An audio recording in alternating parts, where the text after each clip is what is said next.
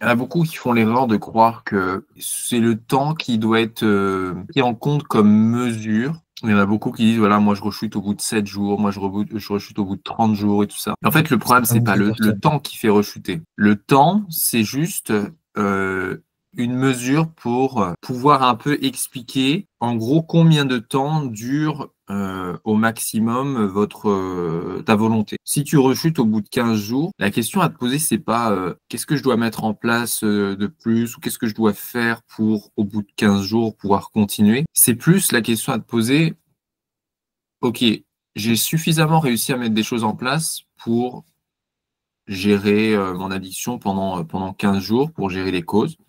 En fait, c'est au bout de 15 jours, pourquoi est-ce qu'au bout de 15 jours, tu as envie de porno et que tu craques plus que d'habitude?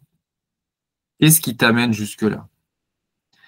Parce que 15 jours, ça peut être juste le signe que bah, ta volonté, elle tient pas plus.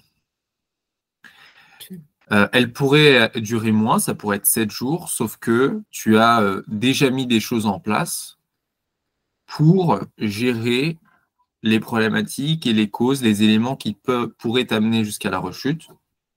Certaines, il en reste encore. Tout ce que tu as mis en place te permet de tenir un certain nombre de jours, mais ensuite, vu que c'est encore là, eh ben, tu mets en jeu ta volonté et au bout de 15 jours, bah, tu rechutes derrière. On revient sur le principe du processus de la rechute.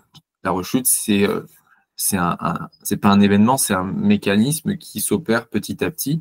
Tu commences émotionnellement à te mettre dans un état de plus en plus vulnérable jusqu'à un moment donné où tu rencontres une situation à risque, un déclencheur, et ça te donne de fortes envies d'aller consommer. Tu la prépares, ta rechute, c'est pas à 15 jours qu'elle arrive, c'est avant, mais il faut que tu identifies en fait pourquoi elle arrive, Mm. quelles émotions rentrent en jeu, et, euh, et de là, tu pourras comprendre aussi de quoi tu as besoin, qu'est-ce que tu as besoin de mettre en place pour justement éviter au bout de 15 jours de rechuter.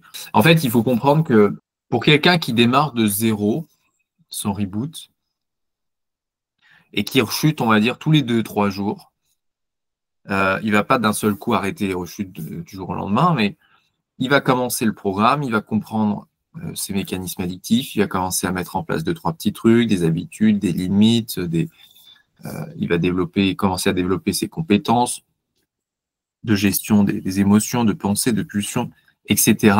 Et en fait, petit à petit, alors c'est pas un truc vraiment très droit, mais il va réduire en fait, il va plutôt augmenter la distance entre ses rechutes parce que justement, eh ben, telle ou telle situation qui l'amenait à rechuter, bah, il a trouvé la solution pour éviter que ça l'impacte et que ça l'amène jusqu'à la rechute.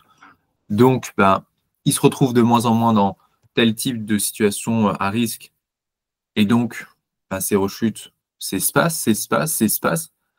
Mais en fait, pour dépasser une sorte de plafond, la question à se poser, c'est juste bah, qu'est-ce que j'ai pas encore mis en place, qu'est-ce que j'ai pas encore appris, qu'est-ce que j'ai peut-être pas encore changé comme croyance ou développé comme compétence pour arriver à me passer encore plus de la pornographie. En fait, votre job, c'est juste d'apprendre à vous passer de la pornographie un petit peu, un peu plus, encore plus, beaucoup, beaucoup plus, Mm. énormément.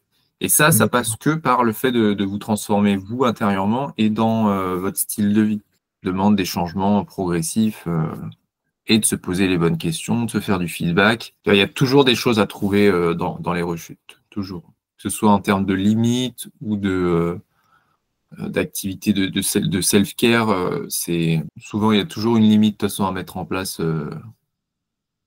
C'est rare de pas mettre en place de limites, de renforcer en fait son système de limites, mais pas que en fait. Faut pas tomber dans le piège à chaque fois que je rechute, me dire bah voilà j'ai rechuté sur tel Mm. site, je dois bloquer ce site. Bon, c'est oui, mais faut aussi que tu comprennes ce qui t'a poussé. C'est juste là, tu sécurises ton environnement, mais derrière, il faut que tu sécurises aussi ton émotionnel pour éviter que tu arrives jusqu'à ce que la marmite, elle déborde.